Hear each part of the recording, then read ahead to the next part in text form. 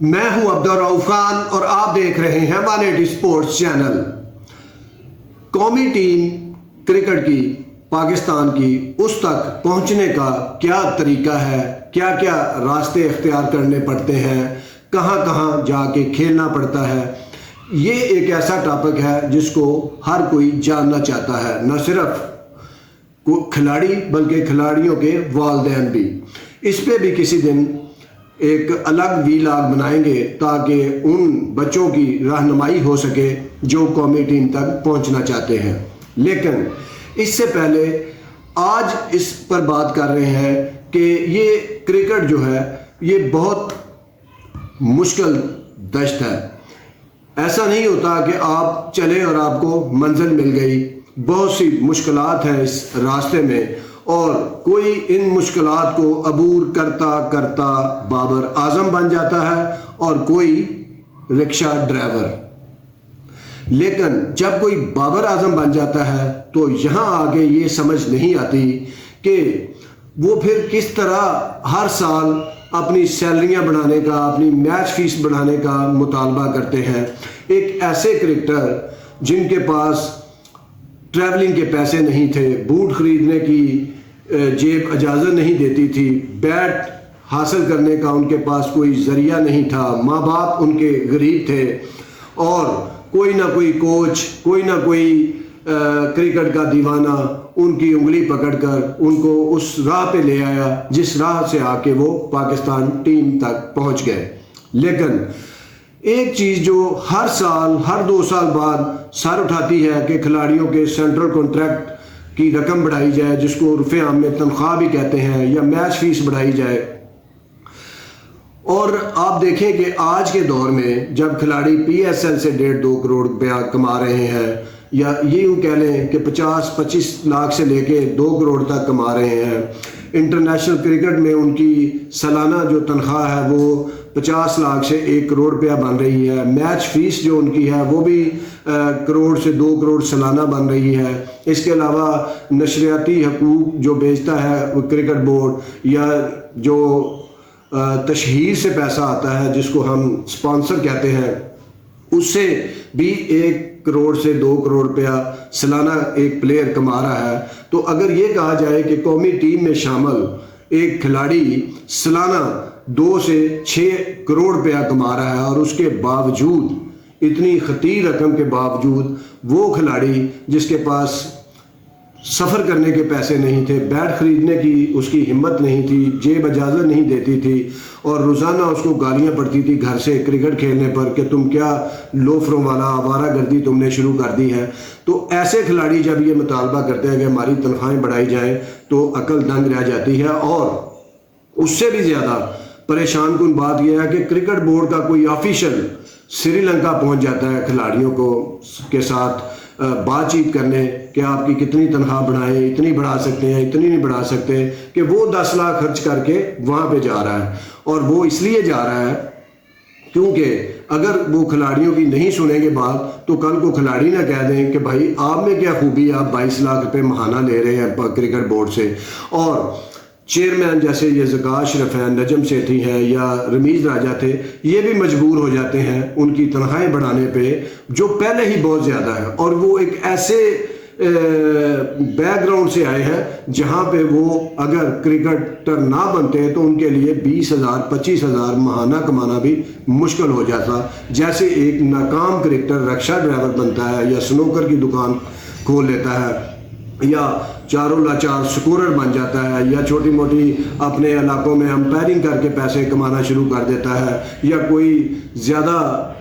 کرے گا تو کوئی کلب بنا کے، کوئی اکیڈمی بنا کے پیسے کمانا شروع کر دیتا ہے، اور کوئی تھوڑے بہت 2 4 8 فرسٹ کلاس کھیلنے والا کوئی باہر جا کے کہیں نہ کہیں اپنے آپ کو ایڈجسٹ کرنے کی کوشش کرتا ہے۔ تو وہاں پہ یہ کھلاڑیوں کا مطالبہ اور ان کا مطالبہ پورا کرنے کے لیے ادھر ادھر پھرتے بورڈ کے آفیشل جو خود چور دروازوں سے آئے ہوتے ہیں، تو وہ ان کے مطالبات ماننے شروع کر دیتے ہیں، اور کرکٹ بورڈ کے چیئرمین اس لیے ان کے مطالبات مانتے ہیں، جو کہ میں سمجھتا ہوں کہ جائز نہیں ہے۔ اتنی جب سے یہ پی ایس ایل آ گئی ہیں، یا اور کیریبین لیگ ہے جہاں سے کھلاڑی بہت زیادہ پیسہ کما رہے ہیں، وہاں پہ یہ مطالبہ جائز نہیں لگتا کہ ہر سال بعد یہ کہیں کہ ہماری فیس میچ بڑھائی جائے، تنخواہیں بڑھائی جائیں۔ اور چیئرمین ایسا کیوں کرتے ہیں؟ چیئرمین خود بڑے کمزور ہوتے ہیں، ان کو پتہ ہے کہ ہم بڑا مشکل سے بڑے ترلے منتیں کر کے کسی کی چیئرمین بنے ہیں، چور دروازوں سے آئے ہیں، اور کوئی نہ کوئی آئین کی شیک کو مروڑ کے تروڑ کے اور کسی بڑے کا سہارا لے کے آئے ہیں، تو وہ بھی مجبور ہو جاتا ہے ان کی باتیں ماننے پر۔ تو یہ سارا خرابی ہے ہماری کرکٹ میں کہ ہم جو وہ کیا کہتے ہیں کہ چوری دا پیسہ ڈانگا دے گز، تو یہ چیز جو چوری کا مال ڈانگا دے گز، تو یہ جب ہم اس نہج پہ پہنچتے ہیں تو ہم بہت سخت زیادتی کر رہے ہوتے ہیں ان کرکٹر کے ساتھ جو کلب میں کھیل رہے ہیں، جنہوں نے ابھی جو ڈسٹرکٹ میں ہے، جو ریجن میں ہے۔ تو کبھی کسی کرکٹر نے یہ آواز نہیں اٹھائی، حالانکہ یہ سارے کرکٹر، میں چلے نام لے دیتا ہوں، بابر اعظم، کامران اکمل، عمر اکمل، عبداللہ شفیق، اور اس کے بعد آپ شاداب خان، حسن علی، نسیم شاہ، محمد رضوان، افتخار احمد، یہ سب ایسے بیک گراؤنڈ سے ہیں کہ یہ کرکٹر نہ ہوتے تو یقین جانے یہ رکشہ چلا رہے ہوتے۔ کیوں کہ کرکٹ ایک ایسی چیز ہے، اس کو جس نے اگر قومی ٹیم تک پہنچنا ہے، اس نے 8-9 سال کی عمر سے شروع کرنی ہے، اور یہی ٹائم ہوتا ہے پڑھائی کا۔ یہ اپنی پڑھائی سیکریفائز کرتے ہیں، اپنے رشتے سیکریفائز کرتے ہیں، گھر سے صبح سے لے کے شام تک۔ یہ واحد سپورٹس ہے جو 9-10 بجے سے شروع ہو کے شام تک کھیلنی پڑتی ہے آپ کو، تو بہت سارا ٹائم ضائع ہوتا ہے، پڑھائی ضائع ہوتی ہے۔ تو اگر کوئی کرکٹر کامیاب نہیں ہوتا تو پھر وہ رکشہ ڈرائیور اور سنوکر کی دکان یا سپورٹس کی دکان، یا پھر کوئی امپائر بن گیا، اسکورر بن گیا، یا پھر کسی نے کوئی دلالی شروع کر دی، کوئی تھوڑا سا اوپر آیا، کسی کی ڈسٹرکٹ ریجن کے ساتھ لگا تو اس نے لڑکوں سے پیسے لینے شروع کر دیے کھلانے کی، یا جو میں نے کہا کہ اکیڈمی بنا لی یا کلب۔ تو یہ بھی ایسے ہی ہوتے جو آج کروڑوں کما رہے ہیں اور پھر بھی ان کا دل نہیں بھرتا، پھر بھی ان کی نیت نہیں جو ہے وہ کیا کہتے ہیں پوری ہوتی،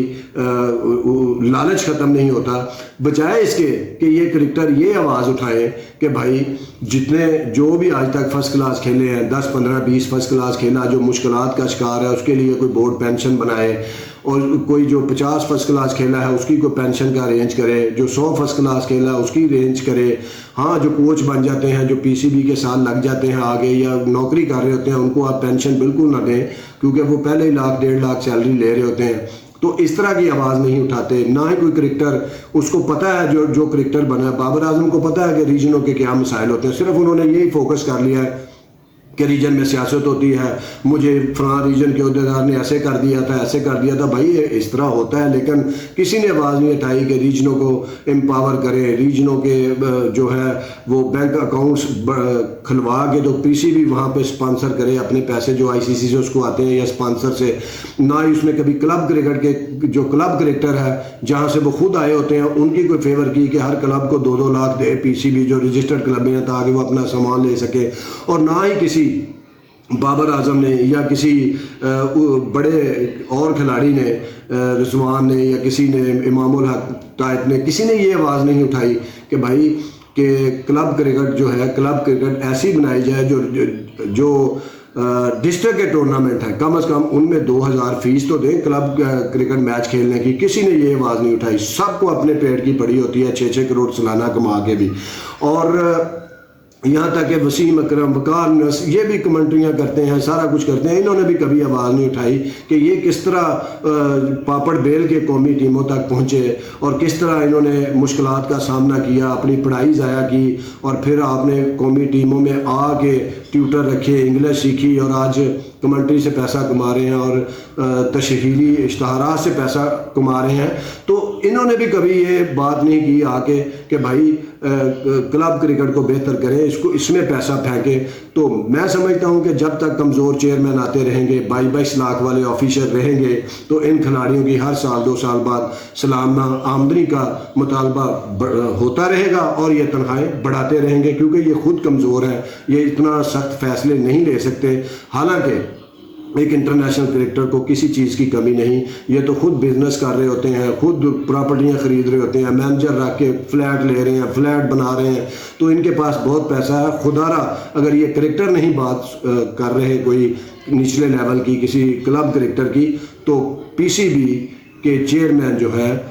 وہ کوئی اس پہ سوچیں، کوئی کلب جو کرکٹر ہے سابق وہ کوئی کرکٹ ایسوسی ایشن بنا کے اس پہ بات کرے، تو تبھی پاکستان کی کرکٹ جو ہے وہ بہتر ہو سکتی ہے، اور کلب کرکٹر کو بھی کلب میچ کھیلنے کا